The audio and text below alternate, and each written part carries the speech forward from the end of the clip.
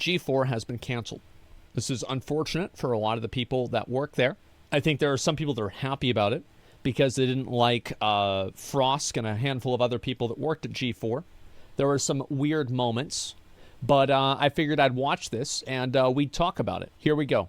It's a fact that every single channel on YouTube and every single network on television will at one point fade away and die and be replaced by something more contemporary, whether it's 10 years from now or 100 or even 1,000 years in the future. But in the gaming scene, it feels like that timeline is a lot shorter. Things don't last nearly as long, and if you've been around for even a few years, you've probably seen several companies come and go. Oh, yeah. This one, too, will at one point fade away. So until then, subscribe, because the number going up makes me feel a lot better. So, but enjoy it while it lasts. It's pretty rare that a channel dies twice. In fact, dying twice has only really happened to Jesus, Gandalf, and Sekiro. G4. So let's take a look at the death of G4, which, if you haven't heard, was just announced yesterday. If you don't know, G4... Gandalf is immortal. He never died a second time. He only died once. Yeah, he never died. Yeah, he never died twice.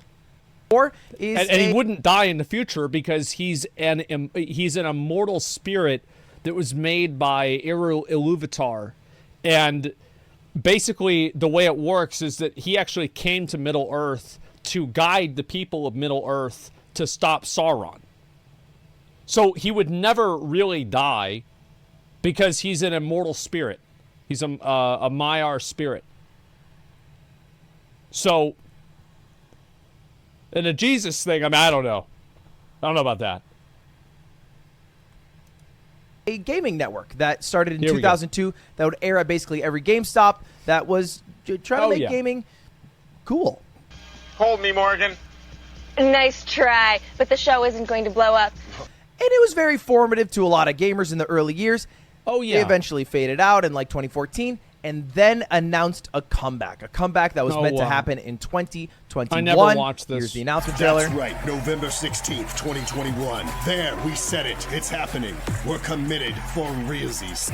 And saying for realsies aside, For realsies, I feel like is, that's a how do you do, fellow kids situation. Am I wrong about that? Hello, fellow gamers. Yeah, it's just not, millennial marketing. Yeah, it's not like the cool millennials. It's the ones that are already like 37. You know what I mean? And they don't even really understand the internet as well as they did back in high school. They did come back, and less than a year later, if you're keeping up with dates, they are now gone. Yeah. It was a leaked memo from the CEO of Comcast, Dave Scott, who basically said, hey, G4 was reintroduced. We tried. Didn't work out.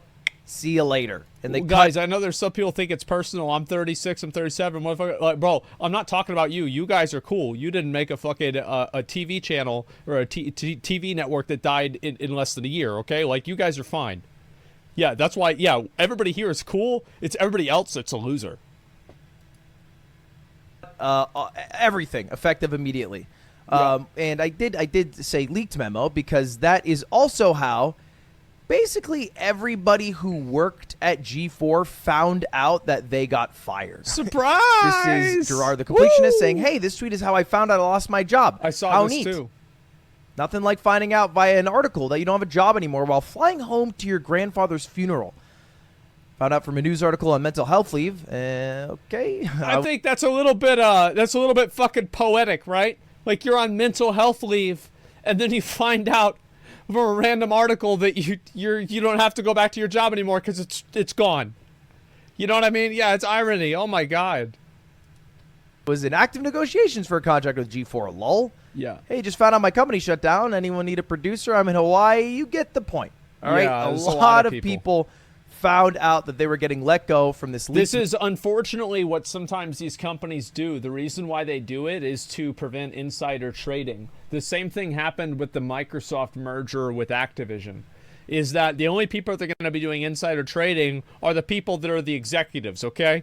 Like, we're not going to be letting any fucking cashiers and QA people do insider trading. Nuh-uh. No, we're doing it. We're getting all the money. It's Bobby's world, not theirs. Why did they shut down? What was so wrong with the business model, and why did it not even last a year? Because I think, honestly, they had a few great things going for them. They had two great things. They had Will and Austin. They were great. They were funny. They had their own audience. They made their own content. Other people, it's hard to say. I'm sure that there were a number of other people on G4 that were great too. I just don't know them because they're not on Twitch. They were overpaid, though. Were they really overpaid if whenever you think of G4, you think of them? And whenever you think of, are these the people that are, what were the good things about the company, and you think of their name? I don't know. Maybe not. Clear, they announced from their own Twitter that they are for sure done. But let's take a look for a moment at the history of G4, because about a month ago, they let go 20 to 30 staff members. Yeah, I remember this. Because they had a lot of people. I went to their studio to record Name Your Price, and their overhead's huge. They have a beautiful warehouse. Had a beautiful warehouse. They had dozens and dozens and dozens of employees and a lot of original IP. But I think that's the problem, all right? The way the gaming sphere works is it's kind of dominated by a bunch of individual influencers, gaming creators. It's pretty hard for any network to tap into the space because it always comes off a bit cringe. I feel like with IGN and Kotaku, they've definitely hollowed out their own space in the gaming space in general. I don't think that it's necessarily something that's only about it's only these like small content creators that can survive. I think that many other people are able to survive and do well. I think G4, the problem is that the value that they were providing, smaller content creators were already providing that same value in a more authentic way for less money. Like Ninja's New Year's celebration, even that which was an influencer forward project was done by a giant network and came off super out of touch. And I think that happens a lot in gaming. I feel like the Ninja New Year's announcement, the only part of it that was out of touch was whenever he tried to get everybody to start dancing and nobody danced. And the fact is that Ninja owned that shit. He completely fucking owned it. He's like, man, and I bet he thinks, he's like, no matter what I do in public, no matter what happens to me, nothing will ever be worse than that, so it's all downhill from here. Because it is so influencer forward, and because influencers are so much more adaptive, and there are so many, and it's so competitive, any network's not going to just be able to keep up with what the people want without coming across as outdated or just straight up cringe. And not to say that everything G4 made is cringe or outdated, but more so to say that the viewership they had... Well, a lot of people thought it was cringe. I mean, like, I know obviously, like, it might not be politically correct to say this or, you know, professionally correct to say this, but yes, there are a lot of people that thought the new G4 was cringe. Everybody can see that. That's one of the reasons why they hired Austin and Will, because Austin and Will were not cringe. They already had their own audiences, and that's why they did that. That's why they paid them a bunch of money. Like, I thought some of the stuff for G4 was fine, right? Sure. But not everybody did not really reflect the amount of money that they were spending for that viewership. I mean, look, we're talking an average of 1,600 viewers with an overhead that is higher than any individual streamer. Now, averaging 2,000, 3,000, 4,000 viewers, it's great on its own. Yes. In a vacuum. Whenever you're spending $100 million for it, suddenly it's not as appealing. An amazing number. But when you are spending millions and millions of dollars a year on employees, on a warehouse, on all the studio production equipment, it doesn't add up. The math does not add up. And I think the original game plan... Well, it adds up. It just adds up to a negative number. And that's why they don't exist anymore. G4, which is basically to bring back their original shows like X-Play and Attack of the Show, was a bad idea. Right? What are the things that G4 did that were great, that worked out really well? I would argue it was like Name Your Price. You don't know? That was a show made by Austin Show that was produced by G4 Network. And it got 400,000 views on YouTube. Realistically, G4 Name Your Price had nothing to do with G4. Like, Name Your Price could have been anywhere. It could have been anything. There's nothing about G4 that is synonymous or related to Name Your Price. G4 was a video game show. I mean, come on. YouTube, and it had yeah, it was like, a partnership. 40, 50,000 live viewers. And it was a very successful show. Yeah, and G4 produced it. But then they had this weird thing where they were also re-uploading it on their own channel. And that one would get like 30,000 views. Honestly, if G4 had bar for bar just done what we were trying to do at Off-Brand, I think it could have been successful. Because they definitely have the ability to make cool shows as long as they're influencer forward. And then the influencer who they're working. Yeah, exactly. They were hiring the wrong people. You can't just hire some random person that doesn't have a very big social media presence and doesn't have any respect from the community at all, and then say, hey, you're going to be the face of our new show in a space that is very personality driven. You just can't do that. It doesn't work. Working with can make sure that that reaches a big audience.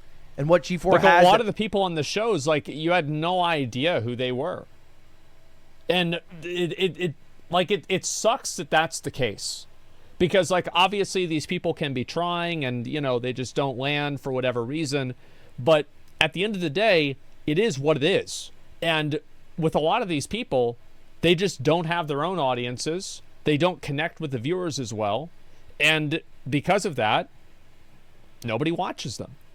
That's just what happens.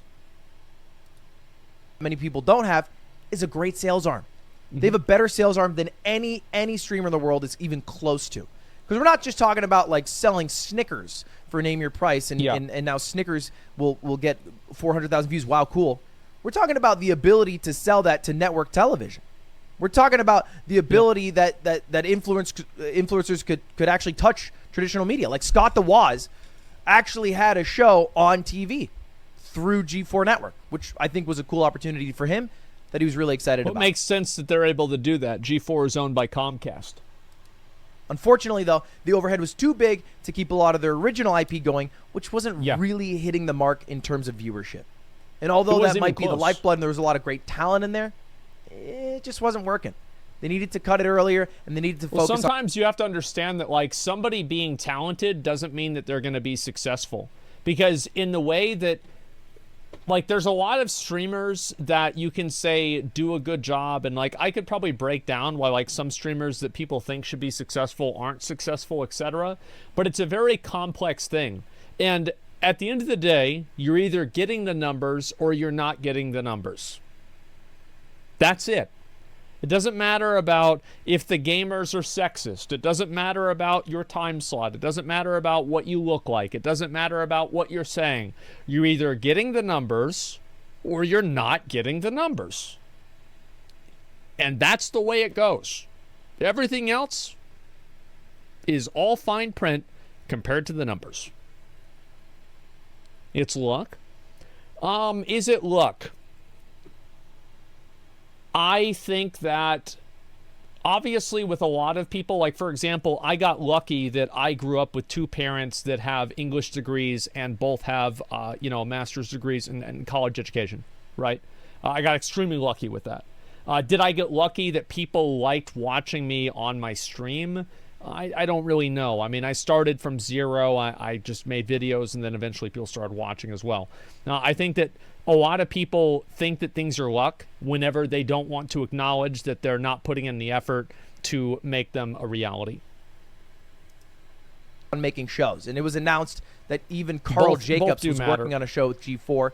So I feel like if they had a longer lifespan, they would have made it. But that is also the problem with being funded by Comcast. You only have as much time as they give you. And if you don't show results in the time that they want and the investor pulls out, you're out of money. There's nothing you can do. Yep. You can't exactly go public and start asking people for money unless you're FaZe and you're making a SPAC. Anyway, what does that mean for the future of other G4 shows? Well, Will talked about it on his stream. He made Hey Donna through G4. Here's what I'll say. I don't know enough to tell you that you'll never see Donna or Name Your Price again. You might not. Either way, I'm really proud of both those projects. I'm really proud of The reason why is that the G4 and ultimately Comcast probably owns the IP on these different shows. Obviously, is it a big deal that they own the IP? It's disappointing, I'm sure, for the creators like Austin and Will, but ultimately, those are only golden eggs. Austin and Will are the goose. So they'll come up with more golden eggs, although it is, of course, temporarily disappointing. Of the show and everything we accomplished there. But no, like all gas, no brakes. Yeah, exactly. You know, and that's about it. It's a big I don't know because he doesn't know where the funding will come from anymore. G4 was hemorrhaging money to produce these shows with the hopes that they would somehow capture an audience and never succeeded in doing that. Yes. It doesn't really transfer if Austin makes a show called Name Your Price that those viewers will suddenly want to watch Attack of the Show. No, they won't because Attack they're of the completely Show different. and I think the original IP aspect of G4 kind of tanked it. Even though I think, again, there was a lot of talented people who were working on those projects, it just doesn't make sense in the current age. Usually people... You don't run a stream like you run a radio show. You don't run a TV show the same way you run a movie. You don't run a video the same way as you'd run an audio recording. Like, everything is different. So if you take TV paradigms, like my dad told me, like whenever they went from silent movies into like movies where you can talk and like they can hear you, a lot of actors completely fell off because they couldn't adapt. This has been happening with entertainment ever since the beginning. Who watch streams go online just to watch the streamer they like. Mm-hmm. And anytime it feels too corporate, people hate it. That's why there needs to be an element of scuff involved. So I'm just going to end with this. If anyone did work at G4... I don't think that there needs to be an element of scuff at all, but I think that there needs to be an element of authenticity. And scuff implies authenticity very well, although it can also be a detriment as well. I think that authenticity is what the real value is. Scuff is just an indicator of authenticity. Looking for an opportunity, hit me up. Because Off-Brand is a very similar company. Very good, to very what smart G4 guy. Mogul moves right there. Before Comcast immediately cut makes them a fucking short. video about it. He's like, hey, listen, like if you lost your job, message me. And I hire talented people. There it is. So I figured I'd throw it out there. You can shoot me a DM or email us if you go over to our website, offbrand.gg. Bit of a plug here, but hey, a lot of people lost their jobs, so don't blame me for that. Thanks for watching, boys. And we'll see if G4 comes back a third time. Imagine first time, 3 time. See you later. They call it G5. That's what it had to be. Yeah, call it G5. It'll be fine.